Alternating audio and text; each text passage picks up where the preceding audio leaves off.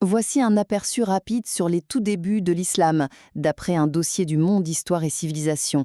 Alors, ces articles explorent comment l'islam a émergé de façon assez fulgurante au 7e siècle, comment des guerriers venus d'Arabie ont pu si vite redessiner la carte et fonder un nouvel empire. Premièrement, il y a cette expansion militaire, c'est vraiment rapide et inattendu. Au 7e siècle, donc, des guerriers, inspirés par la nouvelle foi de Mohammed, conquièrent des territoires immenses. Faut dire qu'ils profitent de la situation. Les empires byzantins et perses sassanides sont KO, épuisés par leur guerre. Du coup, même avec peu de moyens, leur mobilité, leur tactique et leur foi, eh bien ça leur donne l'avantage. L'idée au départ, c'était plus d'établir la loi de Dieu que de forcer tout le monde à se convertir tout de suite.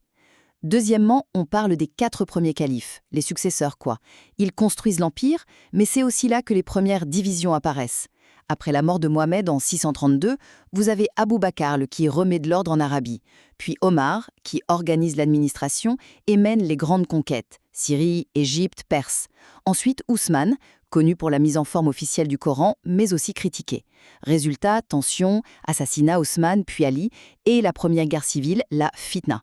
C'est de là que vient la séparation durable entre sunnites et chiites. Finalement, ils mettent en place un système de domination plutôt efficace. Les conquérants prennent le pouvoir militaire et politique, mais au début, ils n'obligent pas les chrétiens, juifs ou zoroastriens, les gens du livre, à se convertir. En gros, ces non-musulmans deviennent des dhimmis, des protégés, en payant des impôts spéciaux. Mais à long terme, avec les lois, la pression sociale, eh bien ça pousse de plus en plus de gens à adopter l'islam, la religion des chefs. Le fameux djihad, l'effort, était surtout lié à cette idée d'expansion à ce moment-là. Voilà, ces premières décennies ont vraiment façonné un empire par des conquêtes éclairs et une organisation solide dont l'héritage, assez complexe, se fait encore sentir aujourd'hui. Retrouvez le podcast YouTube gratuit et en entier en cliquant sur le lien en description. Abonnez-vous pour être prévenu de la publication de nos prochains podcasts magazines.